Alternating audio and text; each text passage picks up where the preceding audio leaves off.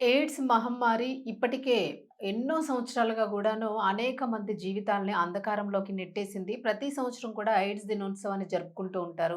ఎయిడ్స్‌కి సంబంధించిన ప్రికాషన్స్ ఎలా తీసుకోవాలి, వాళ్ళకి సంబంధించిన వ్యాక్సినేషన్ గురించి గూడా అవగాహన కల్పిస్తూ ఉన్నారు. అయితే పర్టిక్యులర్‌గా వ్యాక్సినేషన్ వచ్చింది అని చెప్తున్నప్పటికీ గూడా అది ఎంత స్థాయిలో వచ్చింది, అది నిజంగానే వేసిన తరువాత ఎయిడ్స్ ఇంక రాకుండా ఉంటుందా అనంటే, వేసిన తర్వాత అది మళ్ళా వేరే రూపాన్ని మార్చుకుంటూ ఉంటుంది. మరి ఇలా మార్చుకోవడం వలన ఎయిడ్స్‌ని అంతం జేయడానికి అవకాశం కలగడం లేదు అని జెప్పేసి డాక్టర్లు గూడా జెప్తున్న పరిస్థితి కనిపిస్తుంది. శాస్త్రవేత్తలు గూడాను ఇంకా దీనికి సంబంధించి అప్‌డేట్ చేస్తూనే ఉన్నారు. అయినప్పటికీ గూడా ఎయిడ్స్ కేసులైతే పెరుగుతూ ఉన్నాయి. అసలు ఈ హెచ్‌ఐవీ ఎందుకు సంక్రమిస్తూ ఉంది ఇంకా గూడాను? ఎందుకంటే ఈ కాండోమ్స్ యూజ్ చేస్తూ ఉన్నారు. అలాగే సెక్సువల్ ఇన్‌స్ట్రుమెంట్‌కి సంబంధించి ప్రతి ఒక్కటి గూడా హైజినిక్‌గా ఉండే ప్రయత్నం చేస్తూ ఉన్నారు. అయినప్పటికీ గూడా ఎయిడ్స్ సంక్రమిస్తోంది. అనయితే మాత్రం ఇప్పుడు ఆందోళన వ్యక్తం చేస్తున్న పరిస్థితి. మరి ఇప్పుడు దీని గురించి ఎందుకు చర్చించుకుంటున్నాము అనంటే రీసెంట్‌గా ఎయిడ్స్ కేసులనేవి చాలా వరకు పెరిగినియి. ముఖ్యంగా ఐటీ సెక్టర్స్‌కి సంబంధించిన వాళ్ళల్లో గూడా హెచ్ఐవీ కేసెస్ ఎక్కువగా పెరుగుతూ ఉన్నాయి. ఈ కాండోమ్ అనేది పర్మనెంట్ సొల్యూషన్ కాదు యాక్చువల్‌గాను. కాండోమ్ అనేది లోపలికి వెళ్ళిన తర్వాత అది బర్స్ట్ అయిపోతుంది అనేక సందర్భాల్లోనే. అది 30% సక్సెస్ తప్ప 100% సక్సెస్ కాదు. సో, అది యూజ్ చేయడం వలన రాదు అని అనుకుంటే పొరబడినట్టే అని చెప్పేసైతే డాక్టర్లు ప్రతిసారి గూడా హెచ్చరిస్తూ ఉన్నారు. మరి పర్మనెంట్ సొల్యూషన్ ఏంటి అననంటే ఏదైతే లైంగికంగా వాళ్ళు కలుస్తూ ఉంటారో ఎక్కువ మందితోని లేదా ఆహ్, రకరకాల అంటే మనకి బ్లడ్ ఎట్లా వస్తుంది అనేది కాలిక్యులేట్ చేసుకుంటే బ్లడ్ వలన కొన్ని కార్మికులు పనిచేస్తున్న చోట అక్కడ సూదులు లాంటివి, కత్తెరలు లాంటివి ఏవైనా తెగే వస్తువులు ఏమైనా ఉన్నా గూడా వాటి ద్వారా గూడా ఇది సంక్రమించే అవకాశం ఉంది అని జెప్పేసి అందరికీ అవగాహన ఉంది. అంటే బ్లడ్ ఎక్స్‌చేంజ్ వలన బ్లడ్ అనేది మన శరీరంలోకి హెచ్ఐవీ ఉన్న పర్సన్‌కి ఇవతల వ్యక్తికి గూడా సోకుతుంది అని జెప్పేసైతే ఉంది.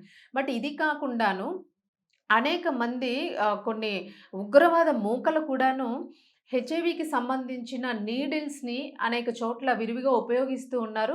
తెలియకుండానే బస్సు సీట్స్‌లో పెడుతూ ఉన్నారు. బైక్ సీట్స్‌లో పెడుతూ ఉన్నారు.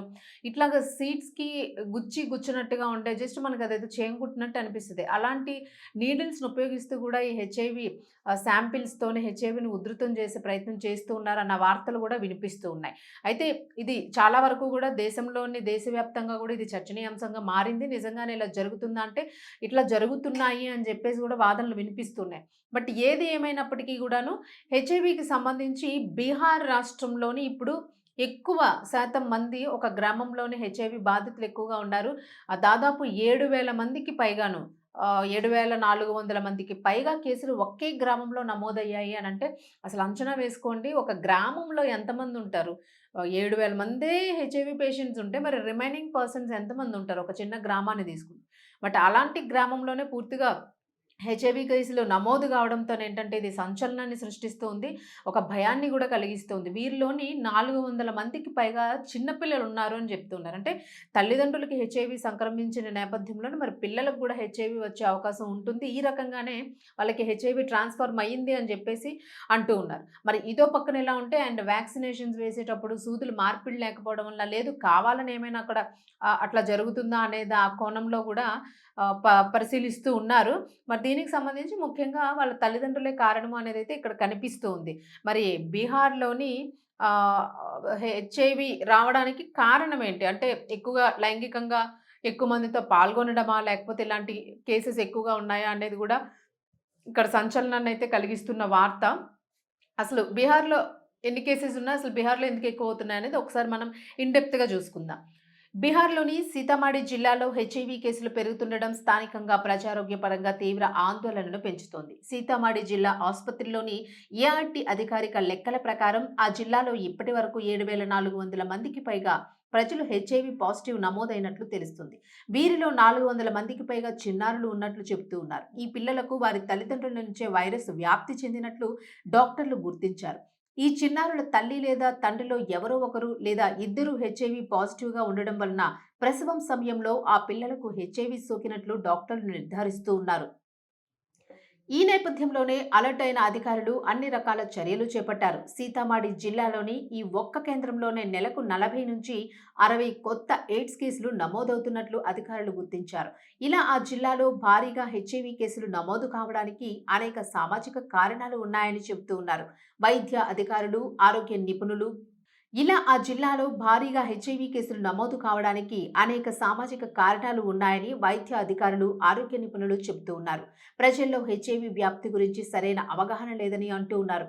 ఎప్పటికప్పుడు ఎయిడ్స్ అవగాహన ప్రచారాలు నిర్వహించినా ఫలితం కనిపించడం లేదని ఆవేదన వ్యక్తం చేస్తూ ఉన్నారు. సీతమాడి జిల్లాలో హెచ్ఐవిపై ప్రజల్లో చాలా తక్కువ అవగాహన ఉందట. మెడికల్ టెస్టులు లేకుండా పెళ్లిళ్లు చేసుకోవడం, ఉపాధి కోసం దేశంలోని వివిధ రాష్ట్రాలకు వలసలు వెళ్లడం, సామాజిక వివక్ష కారణంగా ఎయిడ్స్ టెస్టులు చేయించుకునేందుకు స్థానికులు వెనుకడుగు వేయడం వంటి అనేక కారణాలు హెచ్ఐవి కేసులు విపరీతంగా పెరుగుతున్నాయని డాక్టర్లు చెబుతూ ఉన్నారు. ఇక సీతామాడి జిల్లాలోని ఏఆర్టీ సెంటర్లో ప్రతి నెల 40 నుంచి 60 కొత్త కేసులు నమోదవుతున్నాయని అక్కడి అధికారులు చెబుతున్న విషయం. ప్రస్తుతం దాదాపు 5,000 మంది రోగులకు ఈ ఏఆర్టీ సెంటర్ మందులను ఇస్తోంది. ఈ పరిస్థితి పట్ల తీవ్ర ఆందోళన వ్యక్తం చేసిన డాక్టర్ హసీన్ అఖ్తర్, సీతామాడి ఇప్పుడు హైలోడ్ హెచ్ఐవి కేంద్రంగా మారిందని, ఈ పరిస్థితి పట్ల తీవ్ర ఆందోళన వ్యక్తం చేస్తున్న డాక్టర్లు, సీతామాడి ఇప్పుడు హైలోడ్ హెచ్ఐవి కేంద్రంగా మారిందని తీవ్ర ఆందోళనను వ్యక్తం చేస్తూ ఉన్నారు. హెచ్ఐవి కేసులు పెరుగుతున్న నేపథ్యంలో సీతామాడి జిల్లా యంత్రాంగం ఎయిడ్స్ అవగాహన కార్యక్రమాలను మరింత బలోపేతం చేయడంపై దృష్టి పెట్టింది. దీంతో ఏఆర్టీ కేంద్రం కొత్త కమ్యూనిటీ అవుట్ రీచ్ కార్యక్రమాలను రూపొందిస్తుంది. స్థానికంగా ఉన్న గ్రామాల్లో హెచ్ఐవి పరీక్షా కేంద్రాలను నిర్వహించేందుకు మెడికల్ టీమ్స్ ను సిద్ధం చేస్తుంది. సురక్షిత లైంగిక పద్ధతులు, కలుషితమైన సూదుల వినియోగం వల్ల కలిగే ప్రమాదాలు, క్రమం తప్పకుండా హెచ్ఐవి పరీక్షలు చేయించుకోవాల్సిన అవసరాన్ని ప్రజల్లో పెంచడం అత్యంత కీలకమని నిపుణులు సూచిస్తున్నారు. ప్రజారోగ్య విద్య, నిరంతరం పరీక్షలు లేకపోతే సీతమాడి జిల్లాలో పెరుగుతున్న ఈ ఎయిడ్స్ కేసులు రానున్న నెలల్లో మరింత తీవ్రమయ్యే ప్రమాదం ఉందని అధికారులు తీవ్ర హెచ్చరికలు చేస్తూ ఉన్నారు. మరి ఈ నేపథ్యంలోని హెచ్ఐవి కేసులు పెరుగుతున్న తరుణంలోని బీహార్‌కి సంబంధించిన ప్రజలు అనేక రాష్ట్రాల్లో పనులు చేయడానికి వెళుతూ ఉంటారు.